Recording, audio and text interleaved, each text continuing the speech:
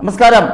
2001 മുതൽ പറവൂരിൽ നിന്ന് തുടർച്ചയായി ജയിച്ചുകൊണ്ടിരിക്കുന്ന നേതാവാണ് വി.ഡി. സതീശൻ. അദ്ദേഹം 2001-ലും 2006-ലും ജയിച്ചത് RSSന്റെ വോട്ട് കൊണ്ടാണെന്ന് അവിടുത്തെ പ്രമുഖ നേതാവ് തന്നെ പറഞ്ഞിട്ടുണ്ട്. എറണാകുളത്തിൻ്റെ തൃശ്ശൂരിൻ്റെ ചുമതലയുള്ള പ്രമുഖ നേതാവ് തന്നെ വ്യക്തമാക്കിയിട്ടുള്ള കാര്യമാണ്. സംഘബലത്തിലാണ് സതീശൻ ജയിച്ചു കയറിയത്. എന്നിട്ട് അതേ സതീശൻ തന്നെ ഒരു നാണോ മാനോ ഇല്ലാതെ ഞങ്ങൾ ഒരു വർഗീയവാദിയുടെയും തിണ്ണ നിരകില്ല എന്ന പ്രസ്താവനയാണ് ഇറക്കിവിടുന്നത്. RSSന്റെ വോട്ട് വാങ്ങി പരസ്യമായി ജയിച്ച മറ്റൊരു കോൺഗ്രസ് നേതാവുണ്ട്, കെ ബാബു.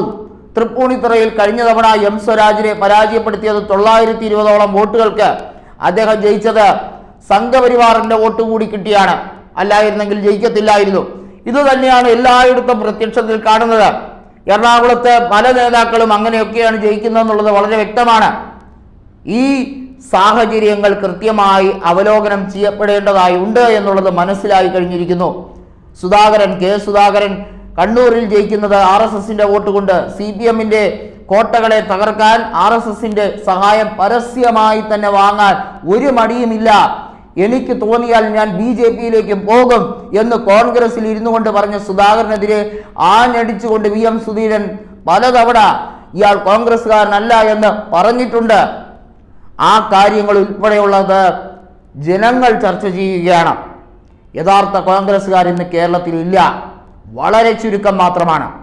യഥാർത്ഥ കോൺഗ്രസ് ആദർശങ്ങൾ മുന്നോട്ട് വയ്ക്കുന്ന വളരെ ചുരുക്കം നേതാക്കളെ ഉള്ളൂ. ബാക്കി എല്ലാവരും തനി നിറം പുറത്തു വരുന്ന രീതിയിൽ യഥാർത്ഥത്തിലുള്ള അവരുടെ അവസ്ഥ, അവരുടെ ഉള്ളിലിരിപ്പ് എന്താണെന്നുള്ളത് കൃത്യമായി തന്നെ ജനങ്ങൾക്ക് മുമ്പിൽ തുറന്നു കാണിക്കുന്ന അവസ്ഥയാണ് ഇന്ന് കേരളത്തിലുള്ളത്. കേരളത്തിൻ്റെ ഈ അവസ്ഥ ഇത് കൃത്യമായി തന്നെ ആലേപനം ചെയ്യുന്ന ഒരു വസ്തുതയുണ്ട്. കോൺഗ്രസ് പയ്യെ BJPക്ക് വഴിമാറിക്കൊടുക്കുകയാണ്. കേരളത്തിലെ ഒരു പ്രമുഖ വിഭാഗം ക്രൈസ്തവരിൽ തന്നെ BJPയോട് ആഭിമുഖ്യം കാണിക്കാൻ കൃത്യമായി നിൽക്കുന്നു എന്ന രീതിയിലേക്കാണ് വരുന്നത്.